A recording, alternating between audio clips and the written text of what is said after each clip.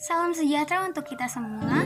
Saya Febrina Sari Sabrianti atau PA dengan NPM 19160039 kelas PGSD 4A akan membahas tentang analisis yang saya buat dari matematika bab 2 sampai dengan bab 6.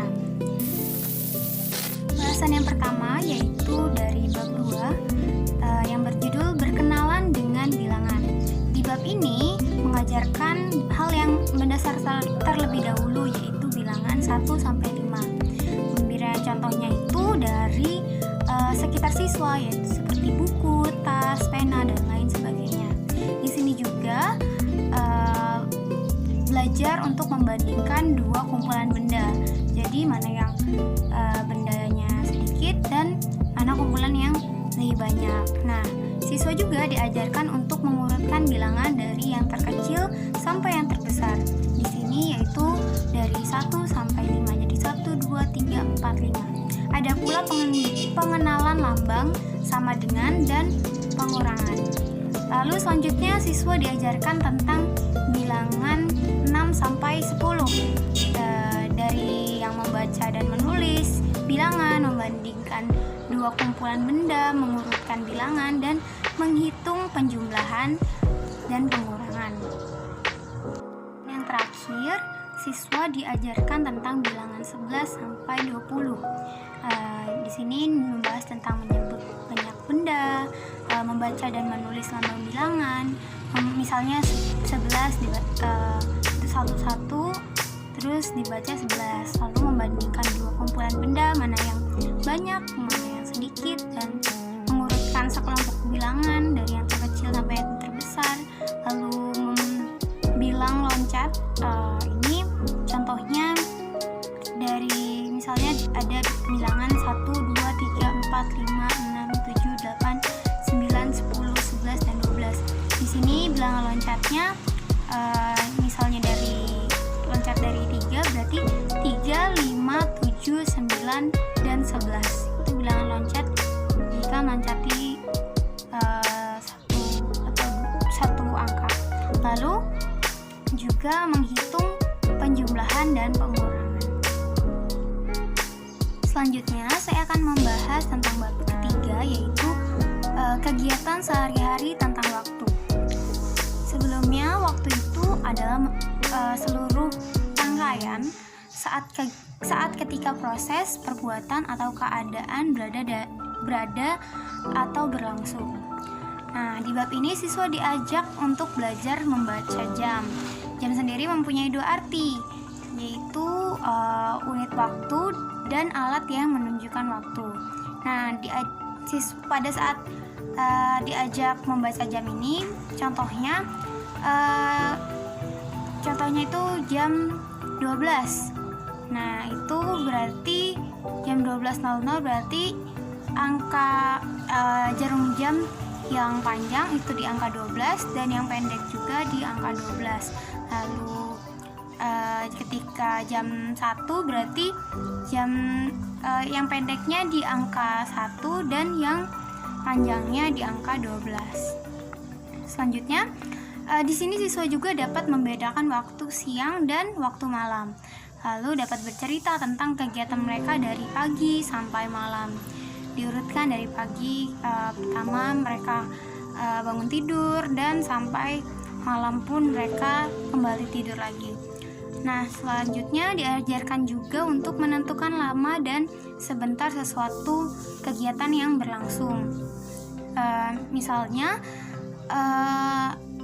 kegiatan belajar itu adalah lama. Nah, sedangkan jika mandi itu sebentar. Lalu diajarkan juga tentang hari menggunakan lagu yang berjudul nama-nama hari. Senin, Selasa, Rabu, Kamis, Jumat, Sabtu, Minggu itu nama-nama hari. Nah, itu.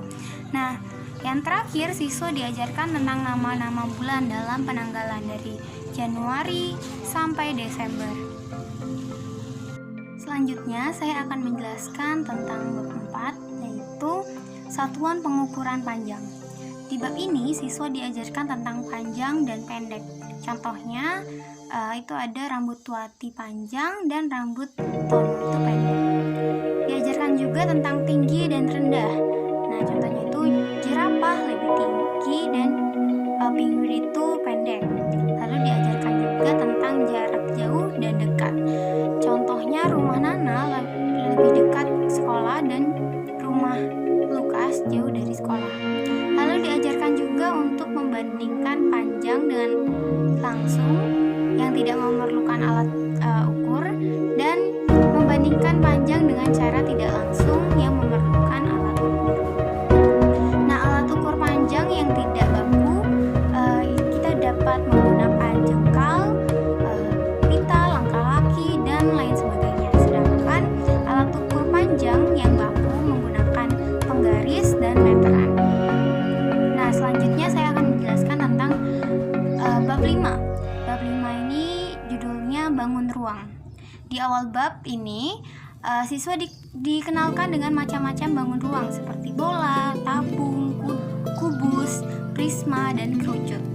Lalu siswa juga diajarkan untuk mengetahui benda-benda di sekitar mereka itu mana sih yang berbentuk bangun ruang.